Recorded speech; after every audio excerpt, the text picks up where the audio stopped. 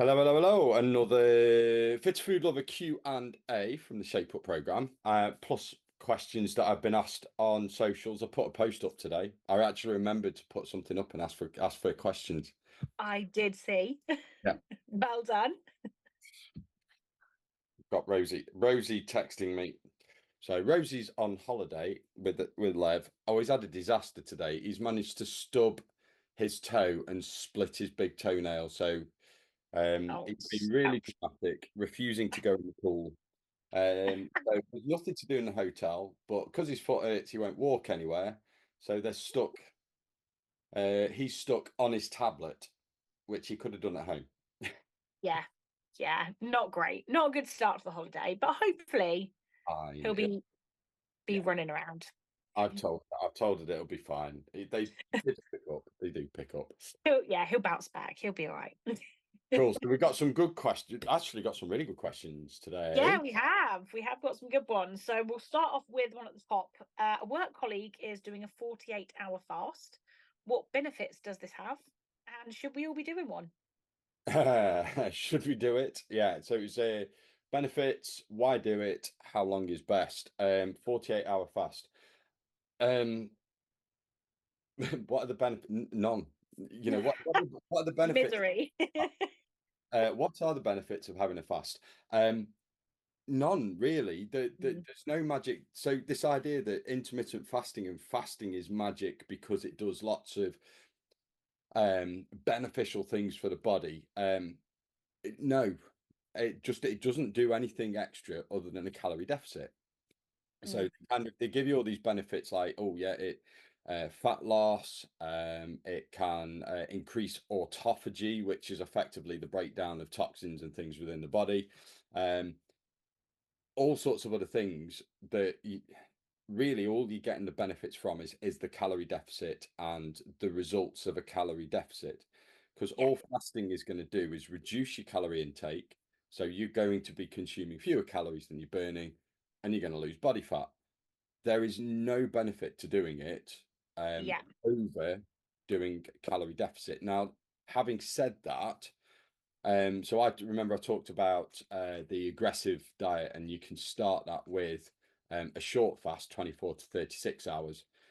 S- There are there is some evidence to suggest that short-term fasting like that can help the body reset in terms of the hormones that control appetite. So it can potentially increase the sensitivity to leptin, which makes you feel more satiated once you've eaten, and can help to kind of reduce the ghrelin, which can make you hungry.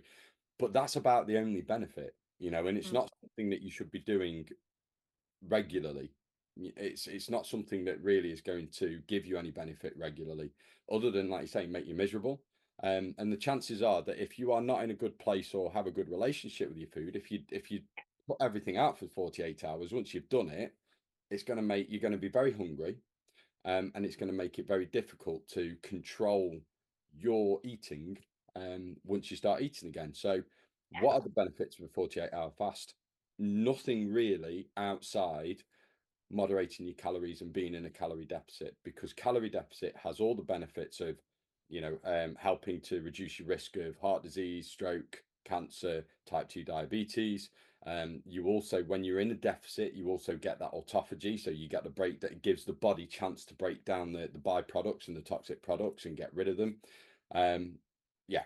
So no, you don't need to. It's a scam. It's a sales tactic. It's one of those things where people kind of say, start with this fast or do a 2-day fast, and only because it's something magic, and it isn't.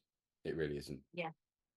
So that was a They Next one was struggling to get iron into the diet, and what's some good sources of iron when we're looking to increase that? well, I mean, the main ones of these. Oh yeah. Yeah, so obviously your red meat's a really good one for iron. Spinach is another really good source to get your iron in as well. The other way that you can increase your iron, not necessarily intake, but your absorption, is to have it with vitamin C. Will help your body absorb it better. So whether that's with like a vitamin C supplement or foods that are high in vitamin C, they work really well alongside iron to help you absorb more of it. So if you are someone that struggles to get it in, that can help.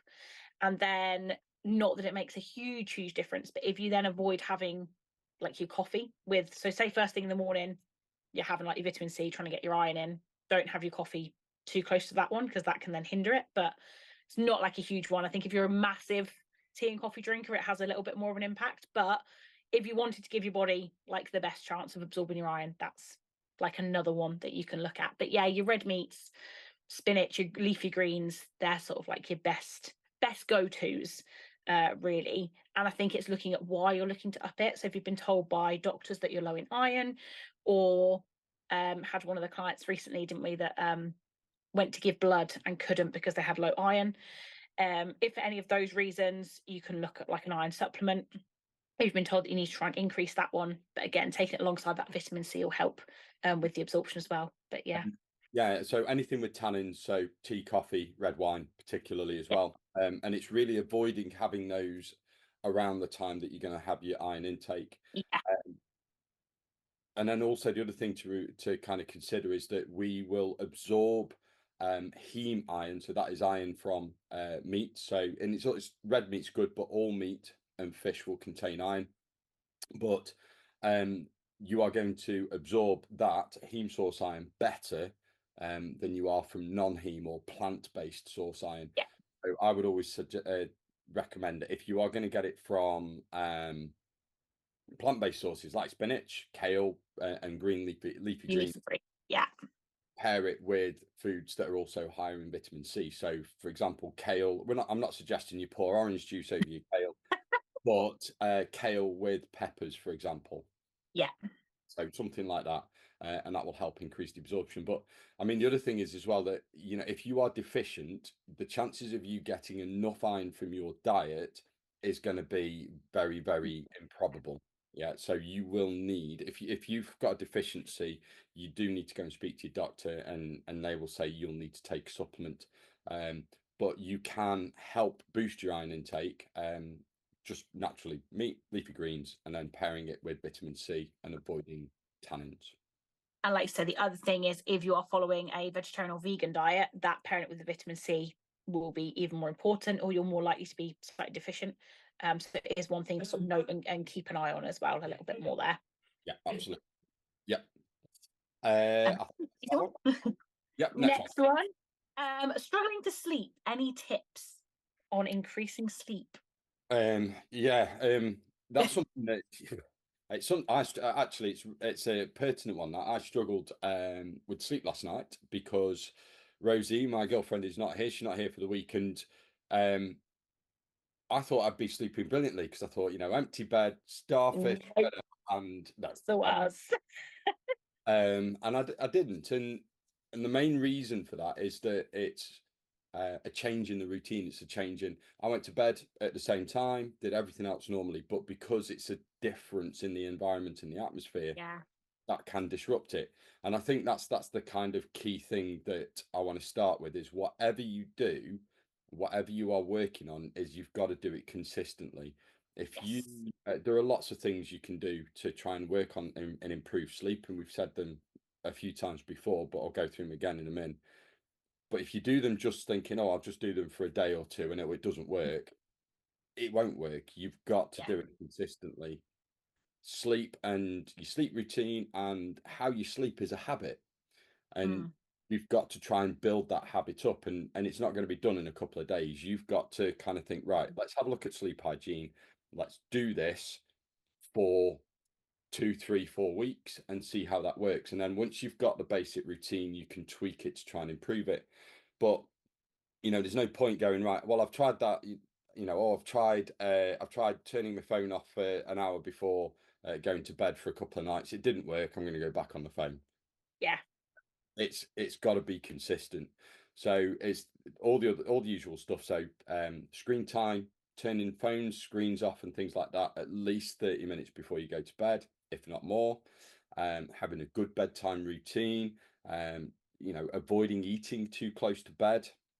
Avoiding having caffeinated drinks too late in the day. Making sure your bedroom's the right temperature, which again is pertinent, especially for women. you know, going through perimenopause and menopause, that's something, you know, maybe you need to have a fan in the room, or something that will keep you cooler, maybe thinner bed clothes instead of having like a thick duvet, maybe a sheet. Um, all these sorts of things that you can do, making sure it's dark, making sure it's quiet, or if you can't make it quiet, have white noise to distract you. All of these things will help. But if you don't do them consistently, then there's no point, because it's something that you have to kind of get better at over time. Yeah. Yeah, definitely. And like you say, there's loads of different things that you can look at, like you say, with all of those bits. Yeah. There are supplements where there's minimal evidence, but really, like you say, it's just getting yourself into that good bedtime routine and sticking with it consistently is what will make all of the difference. Absolutely. And like you say, supplements, there's some evidence that magnesium glycinate, or Yeah. magnesium glycinate, if you want to call it that, is can have some benefits for some people. Having if you know, having a more carb rich meal later on as your last meal, so carbohydrates can help promote better sleep, because it helps production of serotonin in the brain, which can then promote melatonin. There are things like meditation. You know, people go, "Oh, I'm not meditating," but meditation, mindfulness, relaxation techniques can help sort of bring you down. We've done journaling. We've So mentioned a yeah, couple, journaling. writing stuff down. I know that the lady who put this question up, it was one of the comments where I've got loads of stuff racing through my head. I'm Yeah. the same, and I just write stuff down, or I'll keep a record of it. I try and get it out of here and onto paper, Yeah. because I'm thinking about it. But it's trying all these little strategies. But I think the key thing is, first of all, make sure you've got a good bedtime routine. So relax in the day. Maybe if you're exercising later in the evening, that might be affecting it. So try and do it earlier if you can, or if you can't, make sure that you give yourself enough time to wind down. Making sure you're not eating too late, caffeine, alcohol. That's another one as well. So maybe, you Yeah. know, if you are having a couple of glasses of wine, maybe try cutting those out for a little bit. Um, Environment in the bedroom, dark, quiet, not too hot, not too cold. Relaxation, bit of journaling, and just allowing you've basically got to train your body to go, right, it's wind down time. Think about, you know, if you've got young kids, I'm terrible for winding kids up before bedtime, and it's the worst thing you can do, because they're going to go to sleep. So we don't want to wind the kids up before they go to bed. So we're the same. Yeah. We Yeah. wind down. We want to encourage that relaxation. Maybe a bath. You know, we're having a warm bath before you go to bed. Maybe having like a hot chocolate or something like that before you go to bed, because it can help relax you, or a Horlicks or whatever it is. But try these things, wind yourself down, prepare yourself, and keep doing it. And gradually over time, it should help improve. And if it doesn't, then it may well be that you need to look at other things. There might be other underlying things, you know, maybe that you do need to go and speak to a medical professional and maybe get some, because there are other issues, you know, that can contribute towards it. But work on the basics first: relaxation, stress management, wind yourself down, and do it consistently. Perfect. Next one was building muscle versus losing fat, differences, and can you do both? We have sort of gone through this before, but just quickly, the short answer is yes, you can. Yeah. You can lose body fat and build muscle at the same time. And how effective it is depends on a few things. So the first one is how much body fat you've got to lose. Because the more body fat you've got to lose, the easier it's going to be to do both at the same time. Also, what's your Yeah. training? What's your experience in the gym? So if you've never lifted before, you are going to be able to build more muscle, because you are nowhere near your theoretical genetic maximum. Yeah. So you've got Yeah. more scope to kind of build that up. So that's going to be easier. But as you lose body fat and as your training age increases, it becomes harder and harder. Not impossible, but harder. And then this comes from a question from a client. It's like, because she's done a fat loss phase, wants to build muscle, but also wants to lose fat. And it's like, well, what do I need to do? And the answer is, it doesn't really matter. You've got to choose one. Now, if the Yeah. goal is fat loss, focus on fat loss and muscle retention. Yes. If you then wanting to build muscle, we need to bring our calories up to maintenance and build muscle. Do we need a surplus? Not really. Yeah. It's this idea of a dirty bulk and bodybuilders, and Tom will probably sort of Tom will tell you this. It's unnecessary. You don't need to eat lots and lots of calories to build muscle. That's a bit of a myth. It's the amount of protein and the stimulus you give it through exercise. So as long as we're eating enough protein to sort of stimulate this muscle protein synthesis, you will get muscle building. And as long as you are stimulating the muscles through progressive overload by lifting heavier and heavier and heavier weights, then you'll build muscle. You don't need to eat a surplus of 500 calories. All that's going to do is make you fat. Yeah.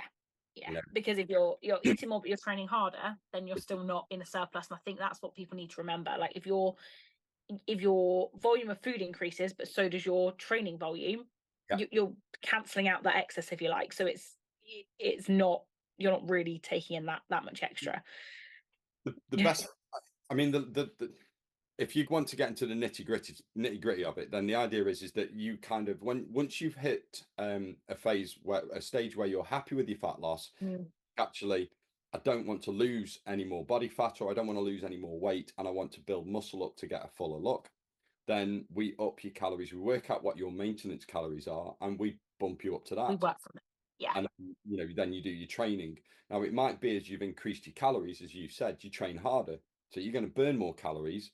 So what we think is your maintenance might not be maintenance. It might still be a deficit. So you might still lose body fat, in which case we'll go, right, we'll up your calories a little bit, Yeah. maybe 100 calories, 150 calories. Yeah. And what we're looking for is to your weight to stabilize over a period of 2, 3, 4 weeks. And then that we know that is maintenance. And then from Yeah. that side, just increase you increase your training, your strength training, increase your weight, and we build.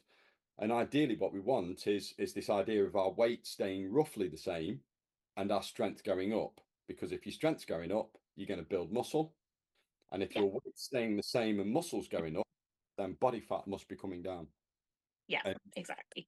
it's long, it takes time. If you are eating in a small surplus, then you can expect, and you're lifting heavy enough, you can expect to gain anywhere between half a pound and up to 1.5 pounds of muscle per month. Not a Yeah. lot. It's slow, not a lot, but you can expect. Compared to fat loss, Yeah, yeah, it's a lot slower. Yeah. is slower, but that's what you can, if you do it right, that's what you can kind of expect. But it is down to stimulating the muscle through strength training and protein, and it's not to do with the calories. The calories are there to fuel the workout. That's why we need them. It's not actually, it's not calories turned into muscle. Yeah. So protein intake turned into muscle because of the weight training. Calories are there just to fuel the workout. So can you lose fat and build? Yes, but it's a slow process. Can you build muscle when you're in a calorie deficit? Yes, but it's an even slower process. Yeah. Because trying to do that is, I mean, I've been in a slight deficit. I've actually stopped. I've given up because I hate it. I just don't like the feeling I get in my training sessions. My training sessions suffer. We can't train as hard. Yeah. And I've sort of done the same where I want to be a bit lighter for the triathlon, but equally I want to push really hard when I'm training. And I can't swim at the level that I'm trying to swim at and push and eat less. Yeah. So I've said, well, just eat to fuel the triathlon. That's my plan at the moment. I'm eating to fuel the triathlon. So I'm just gonna keep eating, and it's great. But then we'll rein it in a bit before Christmas. And that's what we're gonna go with. It's eat to fuel the workouts, eat to, and you can still track, you can still count your calories if you Absolutely. want to, you can still track your protein to make sure you're eating at maintenance, which is what I'm doing. So Yeah. I've upped my calories to what I think is my maintenance calories, and I'm tracking that to make sure it's right. I'll do it for 2 or 3 weeks, and once I know that, I'll know, right, that's fine. And then I'll just occasionally stand on the scales to keep an eye on it. But Sure. I'm Yeah. using it maintenance to build the muscle, and just keep doing it and keep doing it and keep doing it. And I know that it works. I know it works because I've already done it. I've built 10 kilos, 10, 12 kilos of muscle over the last 5 years. Yeah. And my body fat is staying pretty much the same. I do pinch tests, it's staying pretty much the same, but I'm more muscular. So Yeah. it does work. It's just slow. you know, and Yeah. that puts it into perspective. So 12 kilos, what's that? 10 kilos is 22 pounds. So 14, 15 pounds, 25 pounds I put on in 5 years. So it's 5 pounds of muscle A year. a year, which again is that half pound of muscle mass. And okay, some of those years I was in a deficit and not building muscle, but it's not quick. You do have to take your time. Yeah, absolutely. And I guess that will lead us quite nicely onto the next one of why can't I see my progress? Getting comments from friends, colleagues about changes to their body, which is a whole nother subject. But why can't I myself, as the questioner, um, see the progress that we're making? And this is something that I've said this to you as well in the past. We're Maybe. number one, we are the worst Yeah. person. We can't see the progress ourselves. You got to remember, you're looking in the mirror every single day, and the change Every day. Yeah. time. So you're not going to see it. Yeah. And the people who will see it are the ones who see you maybe once every month, once every 2 months, or whatever, and they go, "Wow, you're looking well." I hope they say stuff like that rather than "Wow, you've lost weight," because that's always Yeah, that's a whole other subject that we'll be here for yeah. hours on. But yeah, You you're know, right. We are our own worst critic. You can get that tunnel vision as well, can't you? Where you're like, I've been there, where I've been so focused on the number on the scales that it then dictates everything else. That if that number's not going down, or like not going down quick enough, or like I say, there's other changes, like we've just said about building muscle. But if you're in your head saying the scale hasn't gone down, you're probably not going to see it because you're not focusing on it. Whereas other people around you will, because they don't know what that number is because it's not printed on your forehead. and we all have body parts as well that we'll pick on. There'll always be body parts we go, Yeah. "Oh, I wish this was smaller," or and I hear it all the time from clients, and I'm the same. I'm not Yeah. happy with my stomach. I don't like it, and but then actually when other people look at it and see it, I went to a pool, went to a swimming pool, took the kids there, and the kids are like, "Oh, you've got a six." I haven't got a six pack. I have not got a six pack. But they're saying, "Oh, you got a six pack," and I'm like, and I can't see it. I haven't, but there is. I've got a flat stomach, Yeah. and but I always see that as like, oh, it's just not good enough. And there's things that we want to improve it all the time. But I think again, you mentioned tunnel vision. We're always focusing on what we're trying to aim towards, and we Yeah. forget how far Where we. we've come from. And Yeah. I put a post up a couple of days ago, and me where I was 7 years ago to Yeah. where I To am now. now. And it's a really good reminder to me as well. As coaches, we have to remind ourselves how far we've come, and Yeah. think about yourself with your ankle, and 18 months ago. Yeah. Do you know what? I thought this morning. Yeah, 18 months ago, I couldn't even walk. And then I even think like the beginning of the year, the amount of pain and the amount of swelling just like to even walk a 5K to now be training for a triathlon. But again, I didn't even think about it until I thought about it this morning that I haven't had any pain in that ankle for a good 3 weeks. Yeah, every single time I do anything, it would hurt.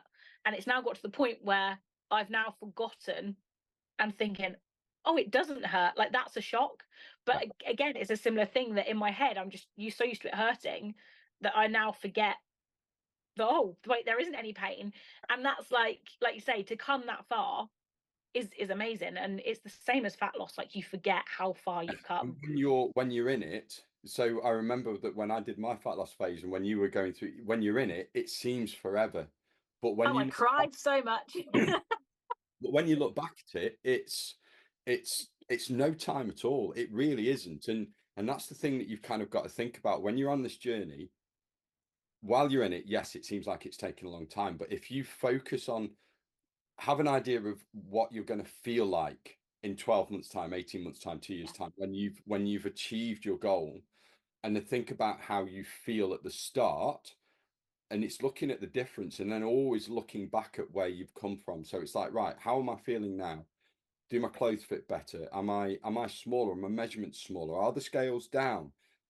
Do I look smaller compared to where I was? And this is based on one of the girls that on the Shape Up program. I've said to her, get that picture, because she's Yeah. regularly progress put photos. like photos up of where she was to where she is now. So get that first picture, stick it up, blow it up big, stick it on your mirror, because that was you then, and this is you in the mirror now. And it reminds you, because she can clearly see the difference when she looks then to now.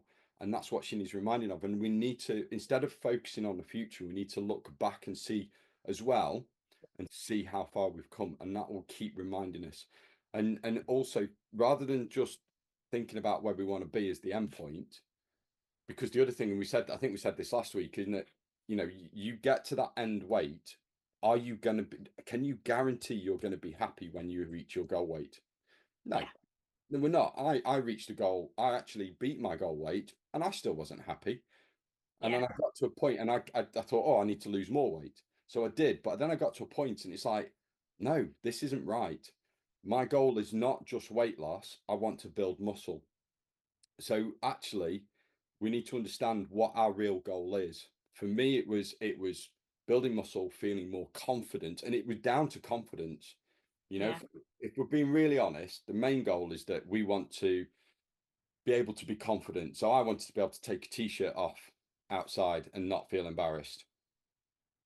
It's vain, but I think if you went and asked most blokes out there, yeah, yeah, 99% of them would like that goal to be able to take the t-shirt off and not be yeah, embarrassed. But 100%. it would be, you know, I want to go on holiday and wear a bikini or a swimsuit, or I want to go and have my photos taken with my family and not feel embarrassed, or I want to be able to keep up with the grandkids and not be out. There'll be something. So what that's your real goal. Use that as your goal. Yeah. Sub the Don't scale. think about the numbers. Yeah. Don't think about how you're looking, what the scales are saying. Don't focus on those things. Think of all of those things you've gained, like being able to run around at the park and running your strength. Like look at those numbers that you're lifting in the gym, all of those things. And actually, you don't need to visibly see the progress. You can look at what you've tracked and see how far you've come is the main thing. And what I'm not saying is completely get rid of them, because the Mhm. scales can be a useful tool to make sure that Absolutely. you are in fat loss. But don't keep, you know, if you're being affected every time you stand on the scales and you're miserable because you're not seeing exactly what you want to see, get rid of them for a while. You know, Mm. don't stand on them because they're clearly not helping. Look at other measures of progress. However, if you are using the scales and they're not massively affecting, impacting your mood, then they're just one part. Remember, they are one part of a toolkit that we use to measure progress. They're Yeah. not the real and end all. Yeah. All right. Amazing. Last. And then very last one is I've been told by my doctor I potentially have IBS. Any advice? IBS. So, any advice? First thing, really, the doctor should kind of give you an idea of what sort of things you want to do. Yeah. In terms of, so IBS is irritable bowel syndrome. Hmm. It's not so there's a difference between IBD, which is irritable bowel disease, so things like Crohn's, ulcerative colitis, that's in there. So irritable bowel syndrome is what we call a transient condition. It's not there all the time, and it's something that can be triggered by foods. So the first thing that I would recommend, and there's different ways of doing it. So some doctors might talk to you about elimination diets. Some sort of medical professionals might even mention FODMAP, but that's not always necessary. Yeah. What I would recommend is keep a log or a journal of the food that you're eating, everything you're eating. Not talking about tracking calories or Yeah. anything like that. It's writing down what you're eating. So, you know, if for breakfast, write down what you have for breakfast. Is it milk? Is it, you know, is it cereal and milk? Are you having Greek yogurt? All this sort of stuff. Whatever you're having for lunch and dinner, write that stuff down and then keep a record of your symptoms each day. Now, it doesn't mean that, you know, if you with irritable bowel syndrome, it might be that you eat something on one day and the symptoms come around 1 to 2 days later. So that's what you've got to Yeah. look out for. It's like, you know, it's looking for patterns. So it might be, now I suffer with IBS. I'm lactose intolerant, but I also suffer Mhm. with IBS and I've got a few trigger foods. One of mine, and it's a really common one, is eating excessive amounts of onions. If I eat an excessive amount of onion, then it bloats me, and it's quite painful. So, and it's not straight away. It's normally 24 hours later, and it's something that I kind of identified just by logging the food that way. It could be that, you might change. Protein powder is another one that's something, but it's not the protein powder itself, it's the sweetener. So you might change Yes. the brand of protein powder and it uses a different sweetener, and then your body might not be able to process it, so you bloat. Yeah. So keep a record of the types of foods that you're eating, keep a record of your symptoms, and then every time you have a symptom of IBS, look back at what you've eaten and then see if there's any patterns, and that can help identify it. You can, I mean, if you can't spot it that way, you can do an what you call an elimination diet, where you go very, very plain, and it's basically very boring: chicken, broccoli, and rice, or beige food. So things like Yeah. white bread, just keeping it really, really simple, and then adding things in one at a time. Slowly. Yeah. It might well be that you are intolerant to dairy. It might well be that you're intolerant to onions or garlic. It might well be that you're intolerant to some of the cruciferous vegetables like broccoli, cauliflower, and that sort of thing, and sprouts. That's another common one. So sprouts, cauliflower can cause people to be a bit gassy. Or it might be that, there are certain fruits that you can't tolerate. So I'd start off by keeping a log of your food and your symptoms, see if that gives you an idea. If not, you can look at the elimination diet, but with that, I would always say go back to your doctor Yeah. and speak to them. Yeah, because I would never recommend doing an elimination diet without the supervision of a professional, whether it's a nutritionist, dietitian, or a doctor. Yeah. And like you say, they should be the ones to guide you on what they think is going to be your best next step. If Yeah, they think that you've got a potential IBS, they're the ones that should then be yeah, advising on where you go from here, and essentially. and there's also there's two types of IBS. You've got IBS-D and IBS-C. The D and the C stand for the effect. So D is for diarrhea, and C is for constipation. Okay, so Very simple. really simple. So if you are suffering with IBS-D, where the stools become loose, then you've got to avoid things that have laxative effects. So caffeine, for example, spicy foods can be triggers, alcohol, those sorts of things can trigger it. And then having too much fiber. If you are suffering with IBS-C, then you need to try and increase your fiber intake, and particularly from your green leafy greens, from your fruit, Yeah. from your whole grains. So you want some kind of insoluble roughage, and Yeah. then less of the stuff from like. So if you're IBS-C, constipated, you maybe want to avoid things like eating too many beans, lentils, and stuff like that, because that kind of glues it together. Whereas if you're IBS-D, it's the other way around. Not too much fiber, or of the soluble stuff. But yeah, it's trial and error, and if it's IBS, it's not pleasant, Mm. but it is what you call a transient condition, in that it will come and go, and it's normally triggered by certain foods, and stress. That's the other one as well.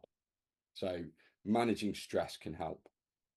Yeah, absolutely. And like I say, it is manageable once you know what those trigger foods are, and you know what your symptoms are, and all of those things. You can manage that condition. But yeah, I'd say definitely, yeah, go back to your doctor and talk And through what your options are from here. it doesn't necessarily mean that if you spot the food, like for me, it's onions. I love a curry, but curry has a lot of onion in, and I know it's going to trigger it. Curry and spicy food. Yeah. Just know that if I'm gonna, I just don't do them all the time. So it's like, oh, we're gonna have a Yeah. curry. Okay, and I just know that I need to make sure that I manage my symptoms around that, Yeah. and don't go crazy with a curry. Yeah. There you go. Simple Otherwise, as. the rosy. There you go. That's everything for today. That was a good one, and Yeah. Few went good through, ones in there. we went through those quite quick as well. We did do well. So it means I can get home and get some dinner. Yes, that's good. And yeah, and I think yeah, we'll have some more good ones for next week, and I Absolutely. think we'll update everybody on the progress of the girls as well. Good check-ins this week, actually. I had some really good videos. Yes. Yeah, new low weights, people getting stronger, new weights lifted in the gym as well. So all And really, some really, really good journaling as well. That yeah, they're doing. Very really, yeah. reflective. And I Yeah. think reflective journaling thing, I do it as well, and it's really helping me at the moment keep focused on things, set myself the goal. And I think, and I said this again last week, and I'm going to say it again, but the best thing from it is that it makes you realize what you've achieved at the end of the day. Even if you think you've had a bad day, you still look back Yeah, and think, actually, there are some positives in that day. And that changing always, mindset is a big thing. definitely. Cool. Right. I think that's us done. Weekend's here. Amazing. Let's enjoy it. All right. Absolutely. Right, we'll catch you next week. And if you've got any more questions, keep an eye out for the posts. Girls on the program, make sure you fill your check-in forms again next week. And anybody else, just watch out for our social media posts and you can ask questions there. All right, I think it's bye from us. Have a good Friday.